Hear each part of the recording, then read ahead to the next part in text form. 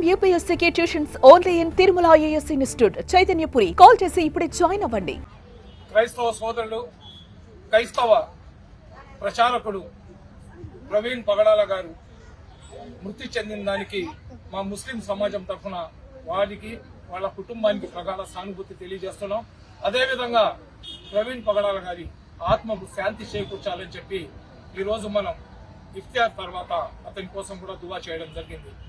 గతంలో అతను కొన్ని అనుచిత వ్యాఖ్యలు మొహమ్మద్ ప్రవక్త గురించి చేసినప్పుడు అతనికి మందలిస్తూ క్షమాపణ కోరుతూ వీడియో పెట్టమని చెప్పి మేము కొన్ని వీడియోలు చేయడం జరిగింది.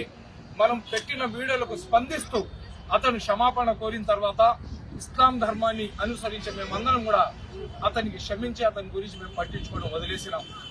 ఏదైతే రాజమండ్రి దగ్గర ప్రవీణ్ పగడాల గారు అకస్మాత్తుగా మృతి చెందారో దాని మీద రకరకాల ఊహాగానాలు వస్తున్నాయి. దీని మీద పోలీసు వాళ్ళు సమగ్రమైన విచారణ జరిపించాలా. ఒక మంచి వ్యక్తిని ఎవరైతే చంపేసి ఉంటే వాళ్ళ మీద కఠినమైన చర్యలు తీసుకోవాలా. అయితే ఊళ్ళో పెళ్లికి కుక్కల హడావుడి అన్నట్లు కొంతమంది అనవసరంగా నా పేరు పెట్టి నన్ను రాద్ధాంతం చేసే ప్రయత్నం చేస్తున్నారు. ఇస్లాం ధర్మంలో ఇస్లాంను అనుసరించే ఏ వ్యక్తులు కూడా ఒక వ్యక్తికి అన్యాయంగా నష్టం కలిగించే పని చేయం. అందులో పవిత్రమైన రంజాన్ మాసంలో చిన్న బిడ్డ కాడి నుంచి చనిపోయే ముస్లిం వాళ్ళ దాకా కూడా ఉన్నమైన కార్యక్రమాలు చేస్తారు. కానీ ఒక మనిషిని జీవితాన్ని హరించడానికి ఇస్లాం అంగీకరించదు.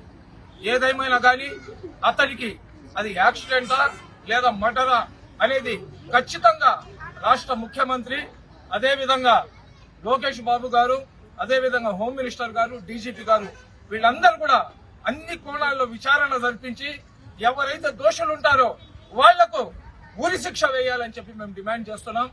ఎందుకంటే మా ప్రవక్తకు చెప్పినప్పుడు ఖచ్చితంగా మేము రియాక్ట్ అవుతాం. మీ దేవుళ్ళకు చెప్పినప్పుడు ఖచ్చితంగా మీరు రియాక్ట్ అవుతారు.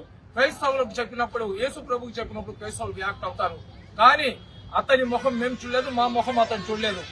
ఏదైతే అతని వీడియోస్ లో డెబిట్స్ లో మొహమ్మద్ ప్రవక్త గురించి చేసిన అనుచిత వ్యాఖ్యలు ఏదైతే ఉన్నాయో దాన్ని ఖండించే సందర్భంగా అతని మీద మేము చాలా కఠినంగా అయితే మాట్లాడిన మాట వాస్తవమే.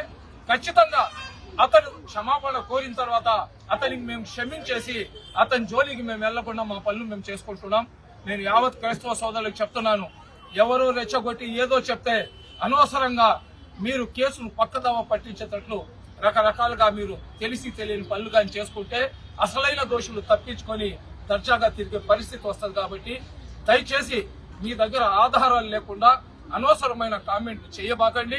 అదేవిధంగా ఎవరైతే చనిపోయినాడో అతని ఆత్మకు శాంతి కలగాలని, అదేవిధంగా వాళ్ళ కుటుంబ సభ్యులకు, వాళ్ళ బంధుమిత్రులకు అందరు కూడా మనశ్శాంతి కలగాలని చెప్పి ప్రార్థించండి.